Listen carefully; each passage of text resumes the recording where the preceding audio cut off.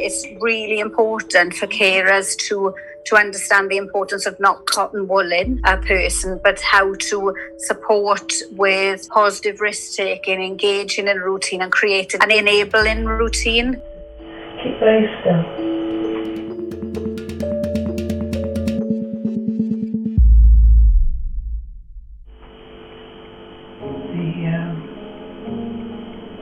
This white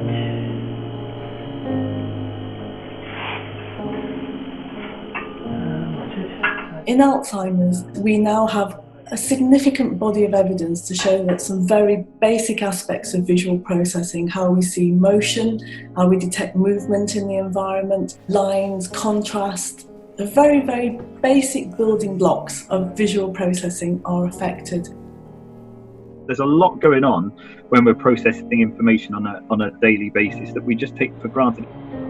It only takes a tiny little break in that to happen, and you've messed up all of the processing around you.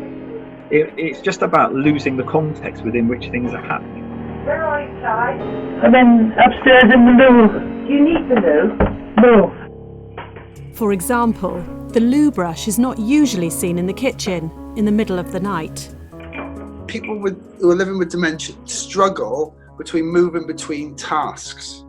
So finishing one task and going on to something else. So let's say he's gone to the loo, he's seen it, he's picked it up and thought, that's the washing up brush, that's what I need. Taking it back into the kitchen, the two objects look very, very similar. They've both got a brush on the end, they've both got a long plastic handle, they've got a similar kind of use, they're both brushes, so the person is making sense of what they got in their hand at the time. Oh, I'm in the kitchen, I'm washing dishes, this makes sense. The reaction, first of all, is, oh my God, what are they doing with that? I mean, it's so dangerous. And sometimes we need to step back and just say, right, hold on a sec. Is this a moment that is dangerous? Is it just risky? Is there potential for harm? Right, what's your plans? We're finished very now. I've finished fiddling around with these now. Okay, you're going to Go do to that? bed. Okay. I'm going to go to bed now. To the bed. You're not going to go to bed?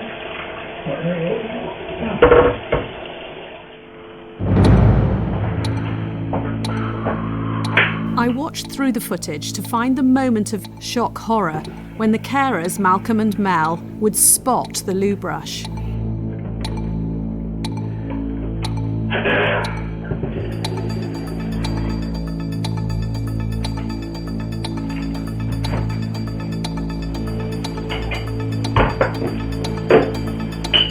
And finally...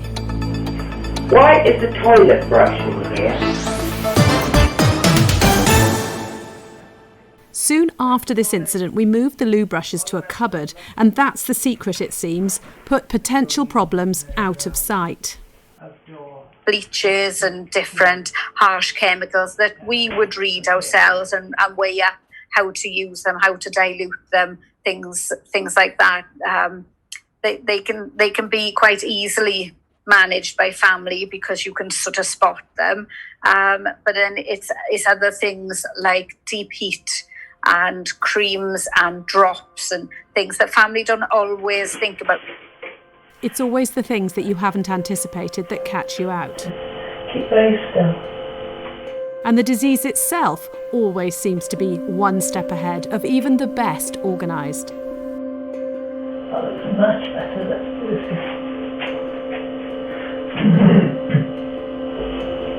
The younger the little person is, I could cut the longer hairs away.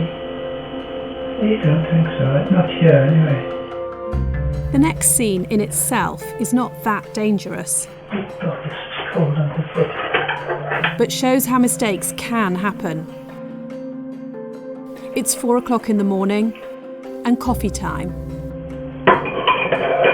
What? 2 coffees? Oh, good. Sugar. I don't put television on. Even though they've never taken sugar, Mum's already added a big spoonful to each cup. Here's your coffee. Do you have sugar in it as well? No. You don't have sugar?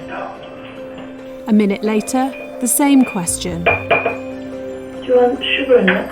Yes, please. If mum or dad were insulin dependent with diabetes, this could be a problem. Not huge enough. Is that sugar? Freeze. Dry. That's not sugar. In the cupboard is a jar of sweetener belonging to one of the carers, but it could have been something like dishwasher powder. Shall I put some of this sugar in? Yes, please.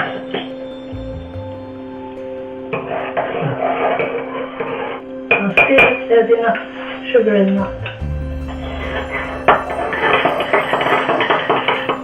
Oh, that's too sweet. Too sweet. Much too sweet.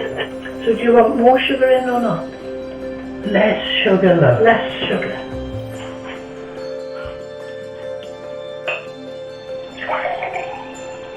Try it. Hold it I tight. will.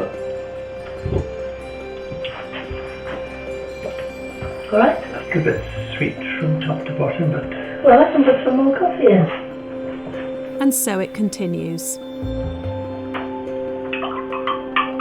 Shall I put another coffee in? let me just try this. I've got to get my feet off this cold floor. Kitchens and their contents seem to be a focus for concerns about safety. Have to be a bit careful with her in the kitchen, because if she's sort of in one of her little moods, she might try to make a cup of tea. She might end up making sort of 6 cups and then putting them in the microwave on the grill section, and then we have... What do you do with that? We don't need to put anything in there like that at the moment. This is the oven, this is the isolation switch for this, don't use it. Okay, so that's not on it. That, I would start turning that off, Yeah. but a box could be fitted over there if required. It was a worry, but it's all settled now because we've had the people come in to do the necessary to sort of isolate sockets, etc. So we try to keep her, to encourage her to help out, but not to do it on her own. The same with ironing and bits and pieces like that, and washing and folding laundry. The Alzheimer's Society has a list of gadgets on their website to support people who might forget to turn things off, particularly in the kitchen. Care and Repair is a national charity that supports people to live independently, and they've been brilliant too, advising us on lighting, sensors, grab rails, and then putting them in. And not rushing it. You've got to give people the opportunity to live and make their own mistakes. I can go out today, I can fall over 10 times. No one's going to tell me I need a walking stick, a bed downstairs, that my life's got to change. Because I can simply go, no thank you, not interested. But with people who are living with dementia, that kind of resistance maybe isn't there. And also they're going to trust their family members around them to make the decisions that are right for them. And that's tough. Basically what people do is they tend to do overkill solutions. So, we need 24/7 care. We need people coming in 4 or 5 times a day. Look, you could have someone coming in 4 times a day, but they only spend a maximum of an hour in all of those visits. That means there's 20 odd hours in the day where people are doing what they want. And actually, are they getting injured? Are things happening? Maybe not. Okay, but I think you'll be okay. Nick makes a valid point. You don't want to overdo it. But if you do take it slowly, you've got to accept the risk that comes with it. We were upstairs looking after Clive, and all went quiet. And we thought, oh good, perhaps she's just in one of the bedrooms sorting through the drawers or packing her cases or whatever. Got downstairs and she was halfway through the kitchen window. She'd managed to pull the blind up. She'd managed to climb on a chair, get on the sink unit and get stuck halfway through. My role would be to say, okay, let's just step back from that a little bit. Let's be patient and curious. Let's find out what's going on. And let's be patient with the solution. We found Mum stuck in a bush a couple of times in the middle of the night, which prompted us, reluctantly, to basically lock her in. I think some difficult choices become painfully obvious, but bear in mind the point that Jane makes.